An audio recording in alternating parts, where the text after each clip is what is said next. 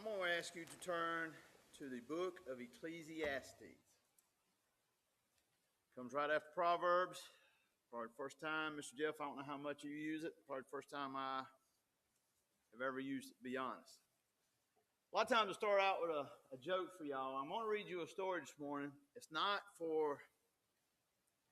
a joke. It's for something you to think about. Now, I struggled all this week. I reckon I'm going to start doing like Mr. Jeff. I'm just not even going to give a title to my message because I get scared of what I might come up with. And if you saw in the bulletin there, I thought, man, this sounds aggressive. But I didn't know how else to title it. I've noticed things.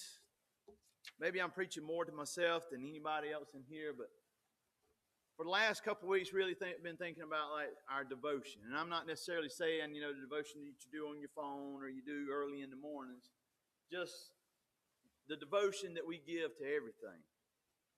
And I came across this story. It says several years ago, a group of explorers set out on a long expedition through a dense jungle. And it said they hired local villagers to carry their supplies, strong men who knew the terrain, who could move quickly and efficiently through the forest. On the first day, everything went smoothly. They made great progress, covered more ground than expected. The second day was the same thing. Fast-paced, efficient, productive, and the explorers were thrilled. And they were talking about how much they were ahead of schedule, and they were talking about this is working for us. But on the third day, something strange had happened. The villagers refused to move. They sat down and they would not budge. The explorers were frustrated. They tried to push them, urge them, even pay them more, but nothing seemed to work. Finally, one of the explorers asked, "Why won't you continue?" And one of the villagers stood up and responded, "We are waiting for our souls to catch up with our bodies." Now, I'm using that little illustration this morning because I think a lot of people are living that way today. We're moving fast, covering ground, getting this done, getting that done. Don't raise your hand. But how many of us feel that way, that something on the inside just hasn't quite caught up with us? Amen? As a matter of fact, me and Jan and Michelle were talking before church. Let me make sure Sam and Ainsley's not in here. And I told him, I said, Krista's been under the weather this weekend. And Dustin and I worked a lot yesterday. And I told her today, I said, Carl and Danielle, we love y'all. I said, Krista, don't be bringing any youngins home that are not ours. I need a timeout and a private time to get caught up. But you know how things get so busy within our lives, and then it just feels like when you get done at the end of the day, and it's like, what have I done, or is this it? Look at Ecclesiastes chapter 1. I have never, in my 52 years of living, I don't think I've ever looked at this verse. And Mr. Jeff, in Ecclesiastes chapter 1, verse 1 and 2, it really caught my attention. And this is where I was thinking about, and I was asking myself the question, what am I loyal to? And what devotion am I given to the causes that I have?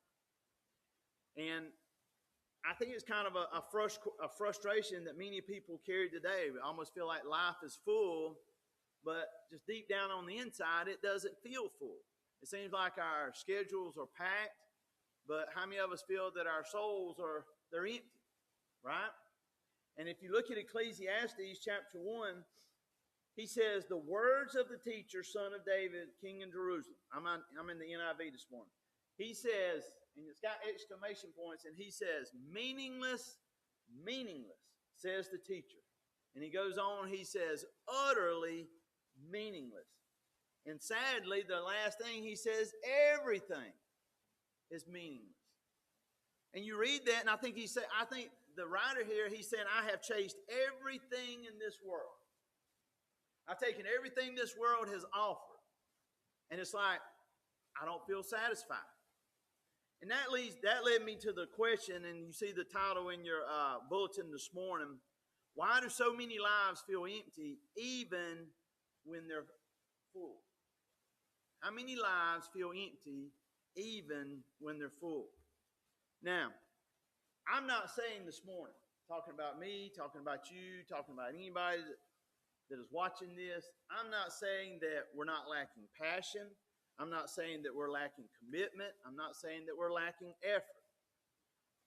But I do ask the question, are we giving our best to things that will never hold that place? I wrote 3 questions here.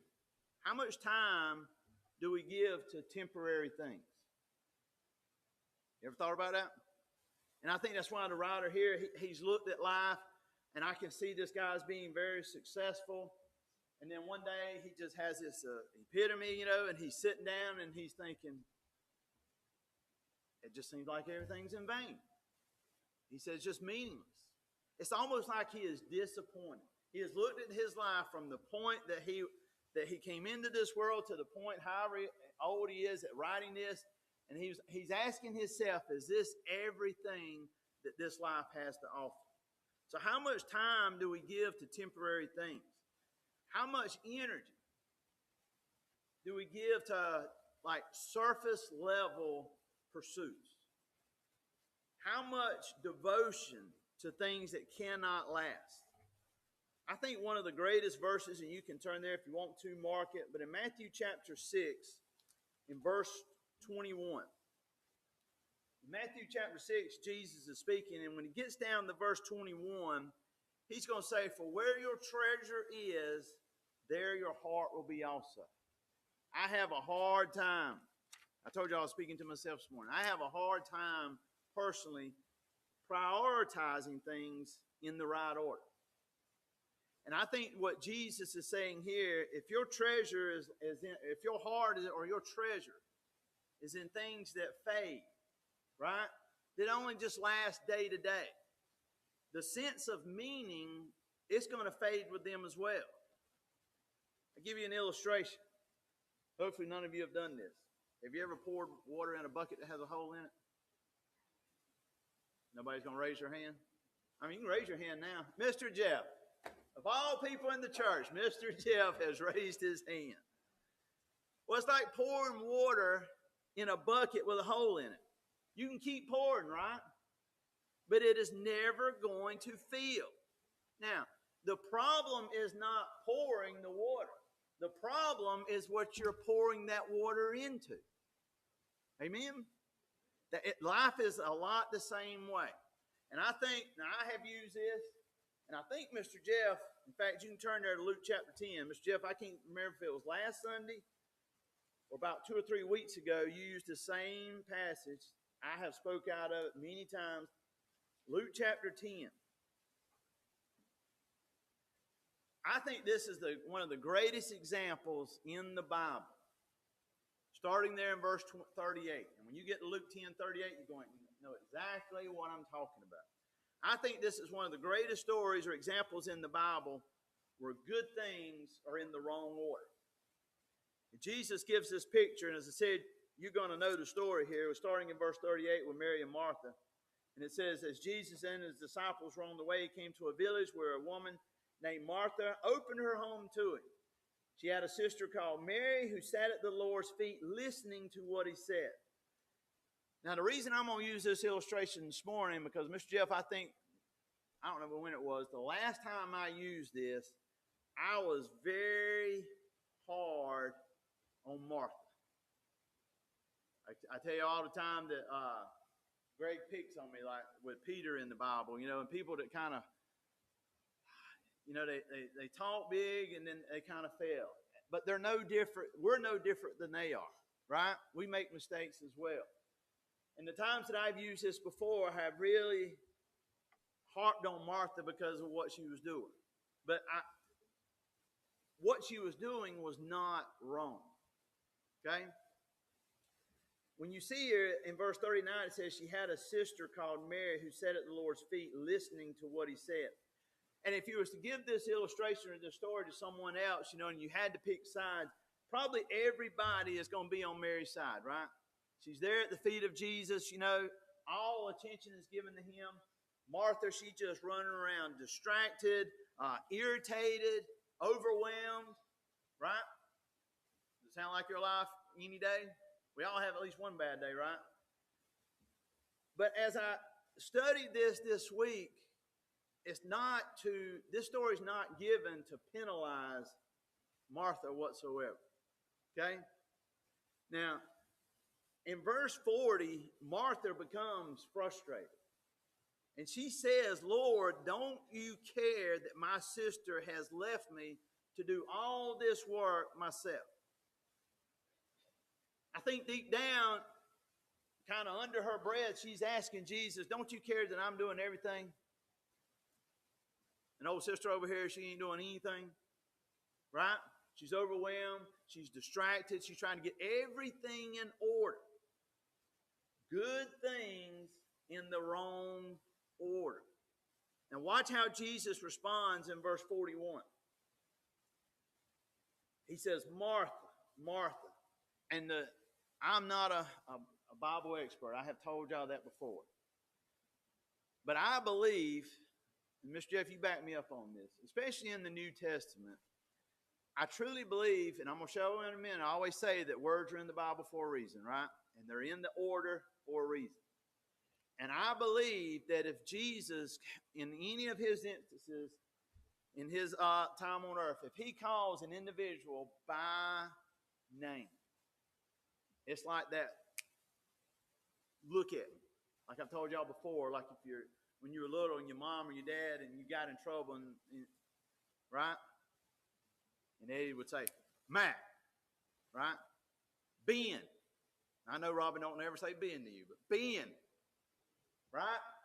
He or she wants your full attention. And not only that, he doesn't call her by name twice. Once, he calls her by her name twice. Now, I think in this instance, it's not a aggressive, it is not a in-your-face moment like, Martha. I think it is a deep, compassionate, caring response that he's going to give, and it's more to the effect of Martha. Very solemn.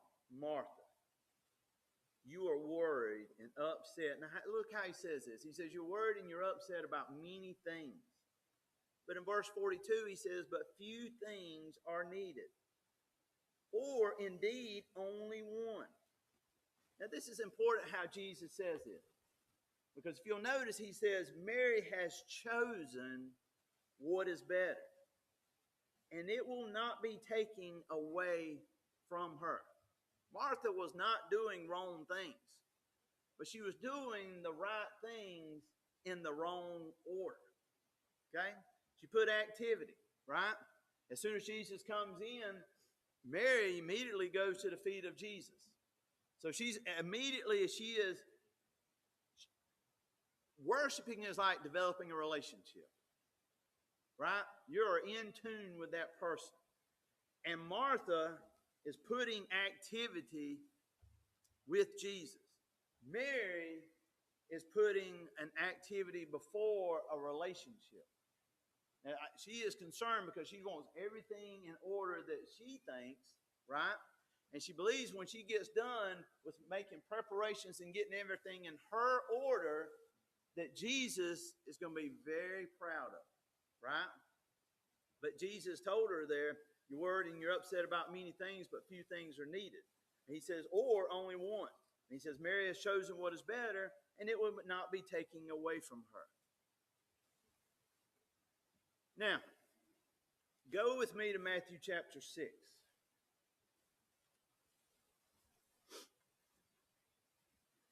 Mr. Jeff, I didn't steal any of your ideas, I promise, okay? Because you referenced this. Might have been last week again.